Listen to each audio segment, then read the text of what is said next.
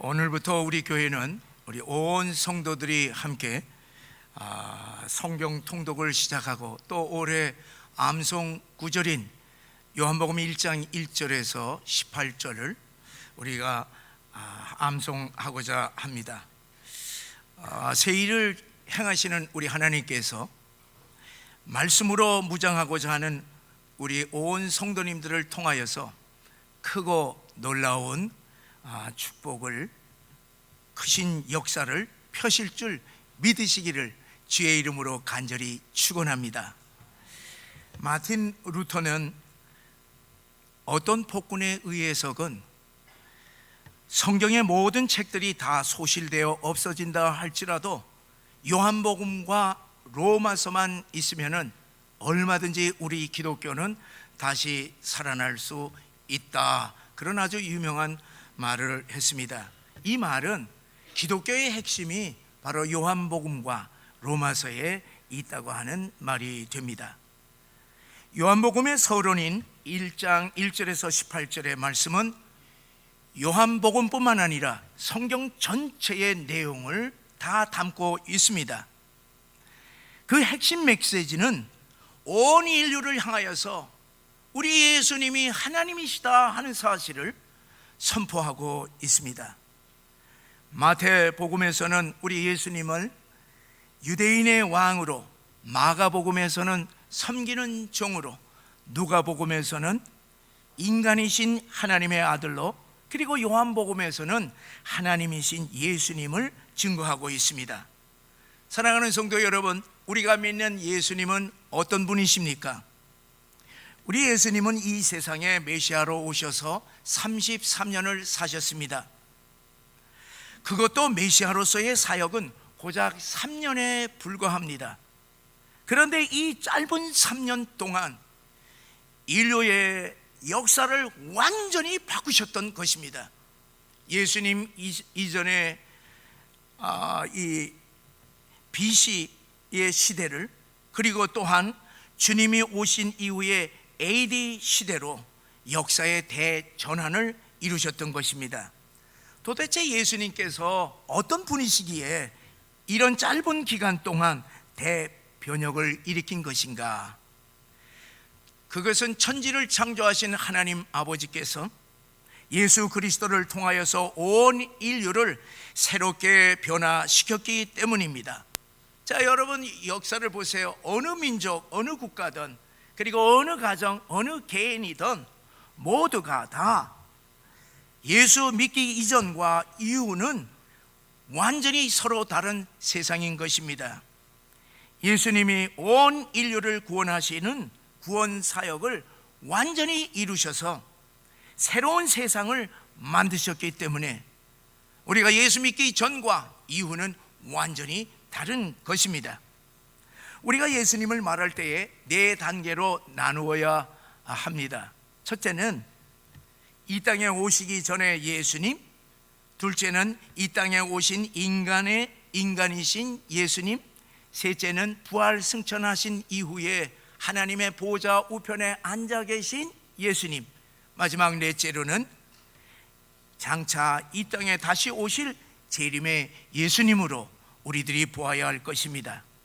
그렇기 때문에 예수님은 창세기서부터 요한계시록 전체에 이르기까지 기록되어 있는 인류 역사의 처음이요 마지막인 알파와 오메가가 되시는 분이십니다.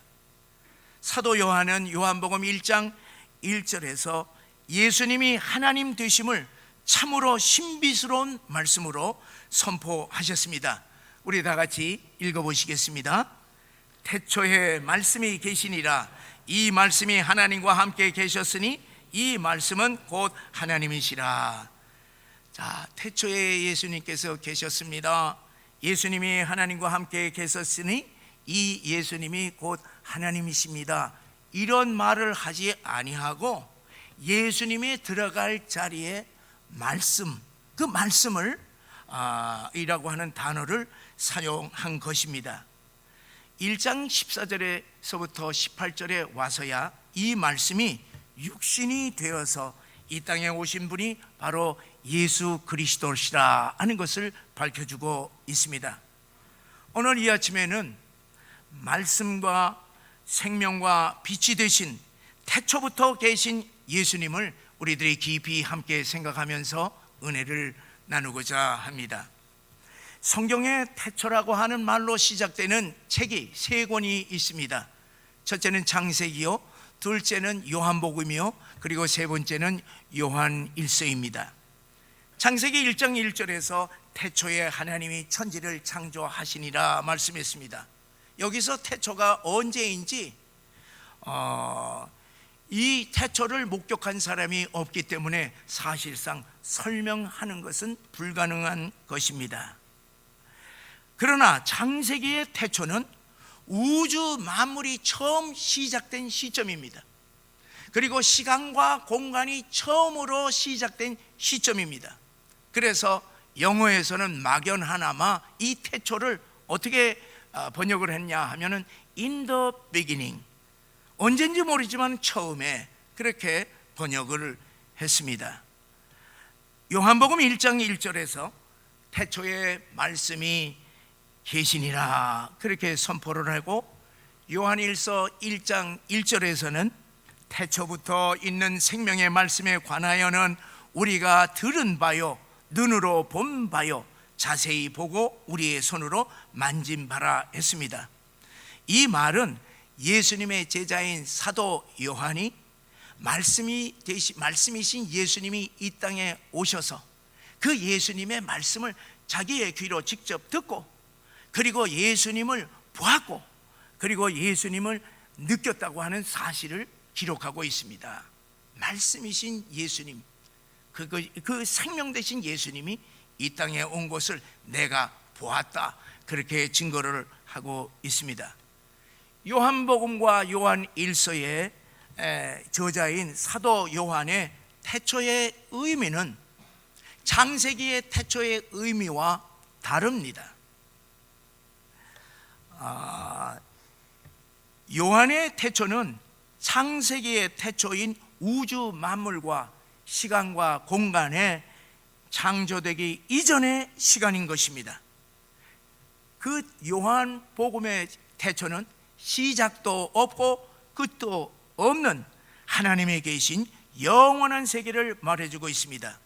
그 창세기 이전의 세계에 대하여서 예수님은 요한복음 17장 5절에서 이렇게 말씀하셨는데, 우리 함께 읽어보시겠습니다. 아버지여, 창세전에 내가 아버지와 함께 가졌던 영화로서 지금도 아버지와 함께 나를 영화롭게 하옵소서. 여기 이 말씀에서 예수님은 이 세상이 창조되기 이전에 하나님 아버지와 함께 영광스러운 영원한 세계, 곧 천국에 계셨다고 하는 사실을 우리들에게 말씀해 주고 있습니다. 그러므로 사도 요한의 태초는 창세기 이전에 영원한 시간을 의미하고 있습니다. 그 태초에 예수님은 하나님 아버지와 함께 말씀으로 존재하시는 영원하신 하나님이신 것을 우리들에게 증거하고 있습니다. 태초의 말씀으로 존재하셨다고 하는 이 의미에 대해서 우리가 이 시간 좀 더 깊이 살펴보아야겠습니다.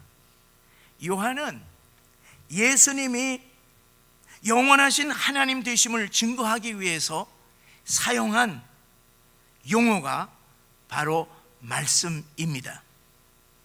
이 말씀은 헬라어로 번역이 된 것이 로고스라고 하는 말입니다. 이 로고스의 뜻은 우리 동양에서도 비슷한 뜻을 찾아볼 수가 있습니다. 공자나 맹자가 얘기하는 the way, 또는 동양 철학의 이 우주 만물이 생기게 되는 음양의 원리인 기, 이 기에 의해서 우주가 운행이 된다, 도에 의해서 우주가 운행이 된다 하는 말이기 때문에 이 로고스와 서로 비슷한 뜻을 가지고 있습니다. 요한이 어떻게 예수를 전할 것인가 고민하다가 성교적인 측면에서 헬라어의 로고스라고 하는 말을 사용한 것입니다. 예수님을 말씀, 로고스로 표현한 것은, 이것은 정말로 놀랍고 아주 신비스러운 성령의 역사라 그렇게 말하지 않을 수가 없습니다. 말씀과 헬라어의 로고스라고 하는 개념은 유대인들뿐만 아니라 이방인 헬라인들에게도 너무나도 잘 알려진 익숙한 말입니다. 그들의 종교, 철학, 사상 이러한 곳에서 일상적으로 통용되는 아주 익숙한 단어가 말씀과 로고스라고 하는 말입니다. 유대인들에게 있어서 말씀은 어떤 의미입니까? 이 유대인들에게 있어서의 말씀은 하나님의 능력인 것입니다. 그것은 태초에 천지를 창조하는 과정에서 하나님께서는 말씀으로 놀라운 창조의 역사를 이루었기 때문에 그렇습니다. 말씀으로 빛이 있었고, 말씀으로 하늘과 땅, 낮과 밤, 그리고 해와 달을 창조하시고, 말씀으로 각종 식물과 각종 열매 나무를 창조하셨던 것입니다. 또 우리가 구약의 말씀에 보게 되면은 하나님께서 말씀하실 때에 모든 것이 말씀 그대로 다 이루어졌습니다. 그래서 유대인들에게는 말씀 이꼬로 하나님이었습니다. 하나님의 능력이 어디에 담겨져 있느냐? 말씀에 담겨져 있다는 것입니다. 그래서 유대인들은 말씀에는 하나님의 창조적인 능력이 있다는 것을 잘 알고 있습니다. 요한은 이 말씀의 능력을 잘 아는 유대인들에게 예수님을 뭐라고 선포하였느냐 하면은 말씀으로 표현하고 선포함으로써 예수님을 창조적인 능력을 가진 하나님의 되심을 그들에게 선포하면서 예수의 복음을 전했던 것입니다. 헬라인들에게는 이 로고스 개념이 너무나도 익숙한데, 그것은 왜 그러냐 하면은 헬라 이 사회에 헬라인들의 이 세계관이 바로 로고스라고 하는 말로 표현되기 때문에 그렇습니다.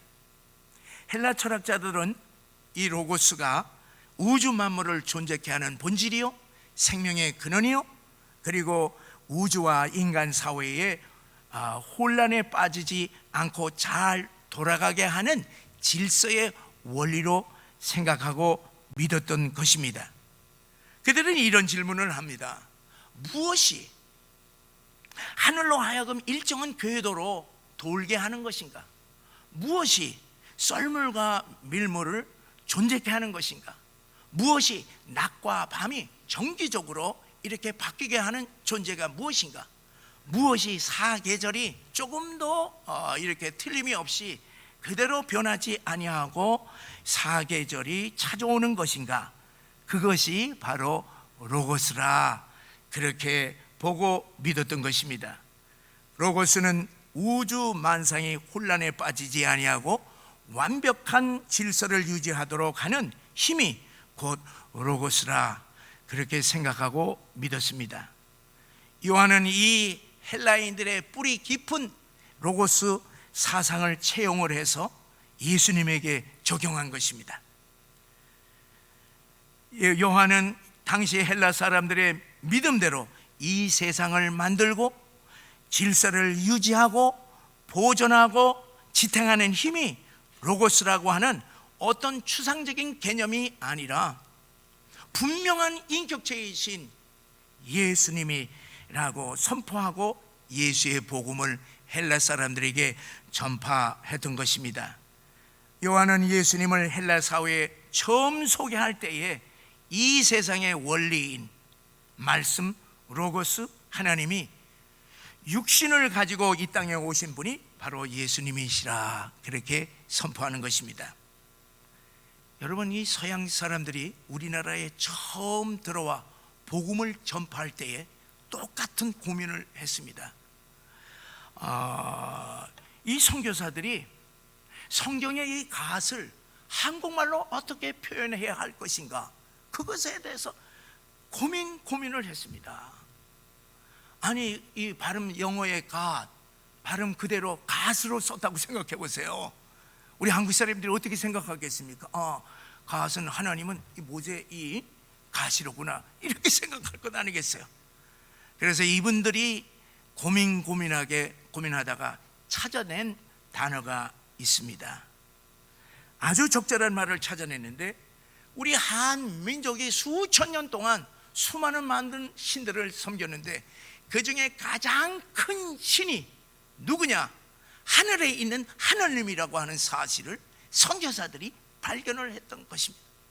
또 이 천주교 선교사들이 이미 그 하나님을 중국어의 천주, 하늘의 주인이라고 하는 말을 쓰고 있는 것을 이렇게 선교사들이 알았습니다.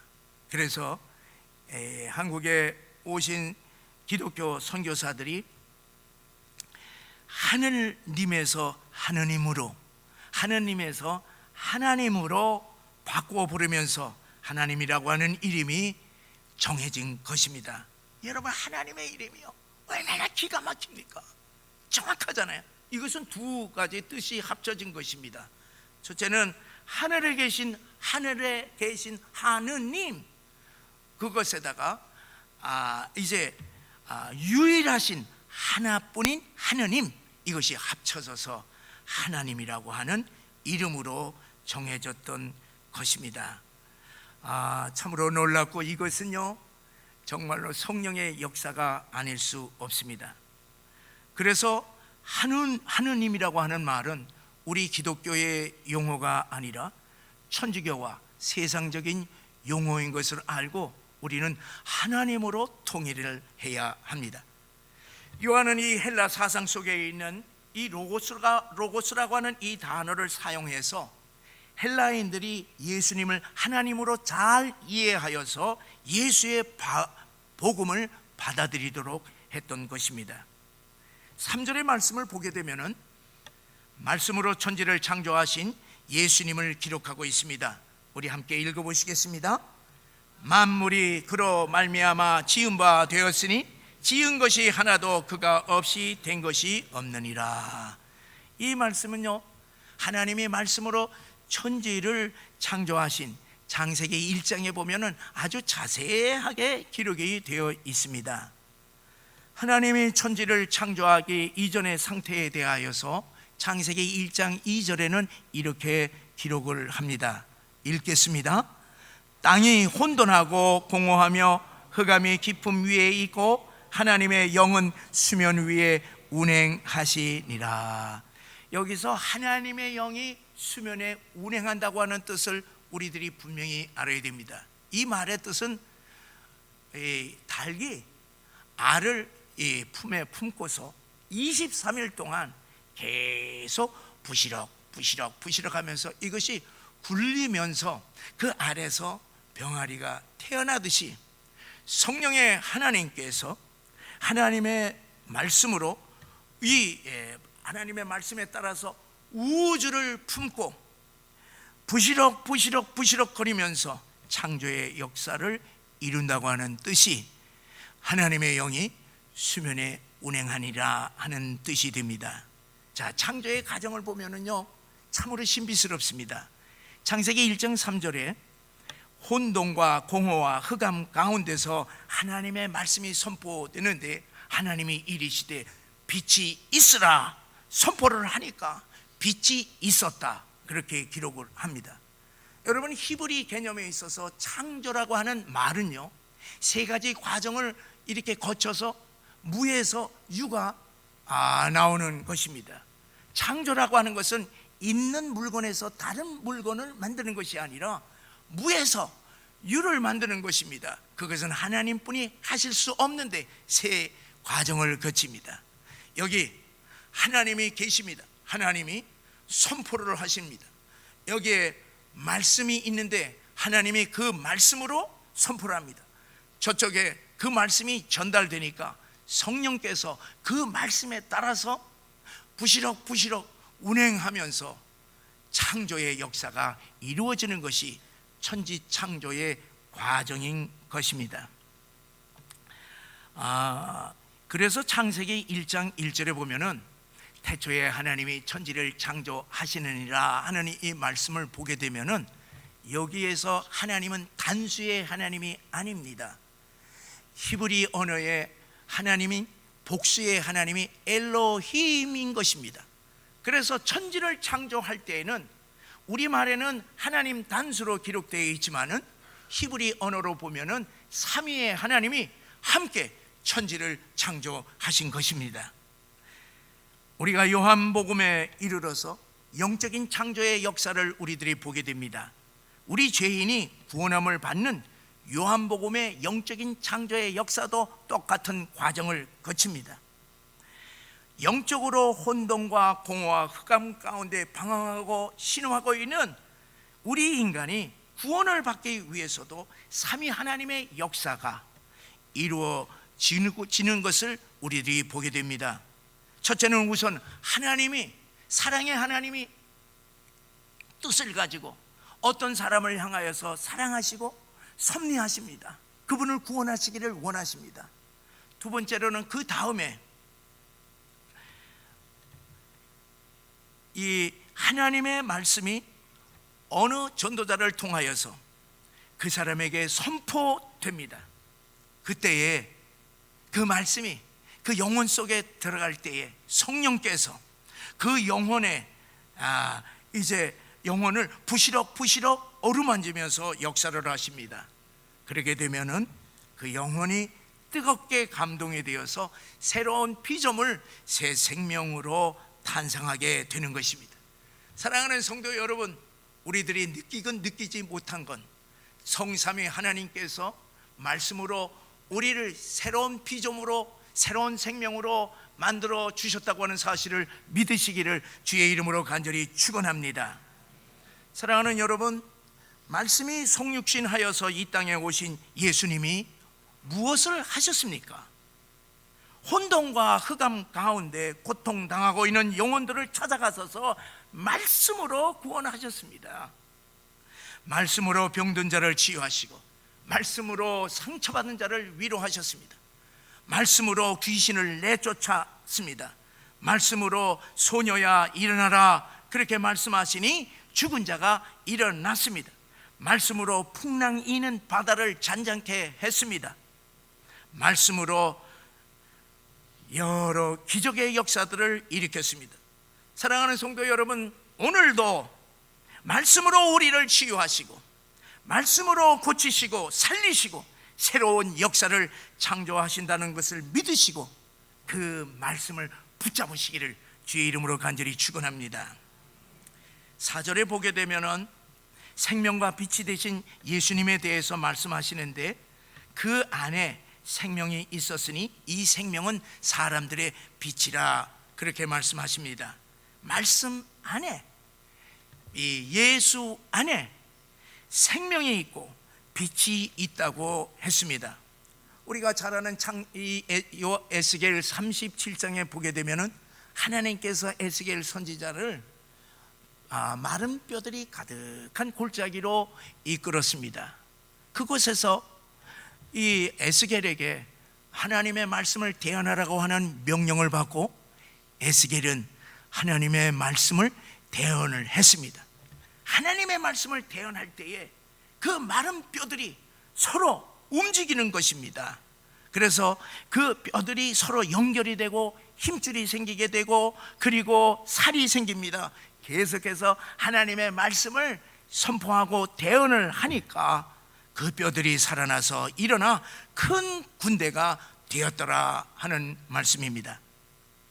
사랑하는 성도 여러분, 하나님께서 에스겔에게 그 마른 뼈가 일어나는 기적을 보여주신 이유가 무엇입니까?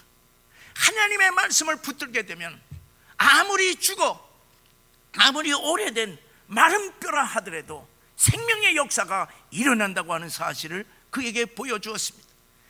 마른 뼈가처럼 되어버린 이스라엘 민족이 바벨론 포로로 가서 아무 소망도 없는 그 상태 속에서 하나님께서는 에스겔에게 하나님의 말씀을 대언하도록 하심으로 그 말씀을 받은 사람들이 이제 다 다시 일어나 고국 예루살렘으로 귀환해서 하나님의 군대를 이루고 새로운 역사를 창조하였던 것입니다. 사랑하는 성도 여러분, 오늘날도 마찬가지입니다. 아무리 상하고 망하고 죽은 것 같은 영혼들도 하나님의 말씀이 들어가게 되면은 다시 살아나는 생명의 역사가 일어납니다. 그러나 아무리 잘나고 아무리 지식이 있고 아무리 재물이 많고 아무리 사회적으로 높은 자리에 있다 할지라도 그 심령에 생명의 말씀이 들어가지 아니하면은 점점 말라서 마른 뼈만 남을 수밖에 없습니다. 여러분, 역사가 증명하잖아요. 공산주의 국가를 보세요. 공산주의 국가에서는 제일 먼저 하는 것이 교회를 폐쇄합니다. 그 다음에 성경을 다 불태웁니다. 그 다음에 하나님의 말씀을 말살해 버립니다. 그렇게 되니 어떻게 되겠습니까? 그 결과 공산주의 국가는요, 점점 말라서 마른 뼈와 같이 되어 결국 다 망하게 될 것입니다. 과거에도 망했고 지금도 망해가고 있고 앞으로도 반드시 망할 것입니다. 탈북자 선교에 이제 자기의 인생 전체를 바친 최강 선교사라고 하시는 분이 내래 죽어도 좋습니다 하는 이러한 이 탈북자 실화에 대한 이야기를 이제 책으로 냈습니다. 이 선교사님이 탈북자에게서 이 주체 사상을 뽑아내야 되는데 이걸 뽑아내는 것이 너무너무 어렵다는 거 하는 것을 이제 기록을 하고 있습니다. 자, 평생 이 주체 사상의 세뇌가 되고 그리고 평생 동안 이렇게 수많은 상처에 이리 찢기고 저리 찢긴 이러한 탈북자들이 이들에게 아무리 음식을 제공하고 숙식을 제공하고 그리고 또 이 일자리를 마련해주고 신앙적으로 다 도와줘도 주체 사상을 못 뽑아내더라는 얘기입니다. 성경을 읽으라고 그러면 이 성경 다 뭐냐면 이 주체 사상이 그대로 있는 거예요.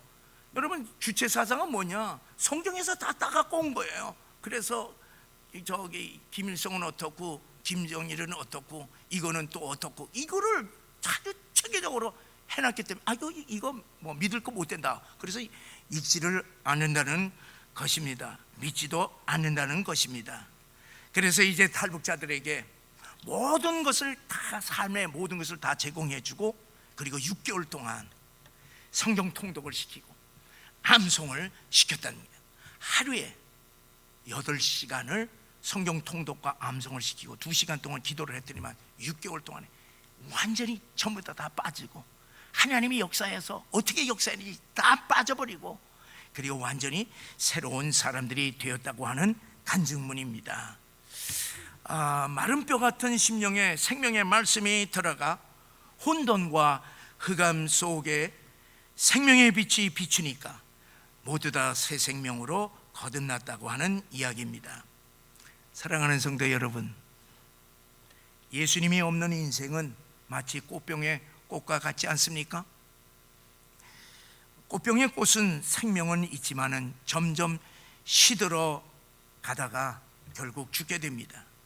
이런 죽을 생명이 살아나기 위해서는 영원한 생명나무인 예수님에게 접붙임을 받은 바 되어서 주님을 꼭 붙잡아 봐야만 살게 된다고 하는 사실을 분명히 믿으시기를 바랍니다. 사랑하는 여러분, 하나님의 말씀에는 3가지가 있습니다. 첫째는 기록된 하나님의 말씀인 성경책이 있습니다. 두 번째는 그 성경의 말씀을 가지고 선포하는 목사의 설교가 있습니다. 세 번째는 성육신하신 말씀, 곧 예수님이십니다. 사랑하는 여러분, 우리들에게 이 모든 3가지를 다 주셨습니다. 이 3가지 하나님의 말씀을 붙잡고 우리가 올해 시작하는 거예요. 오늘 금주소부터 이제 성경 통독을 시작을 하고 그리고 암송 운동에 함께 동참하심으로 말미암아 살아서 역사하시는 우리 하나님을 경험하시기를, 우리 예수님을 경험하시기를 주의 이름으로 간절히 축원합니다.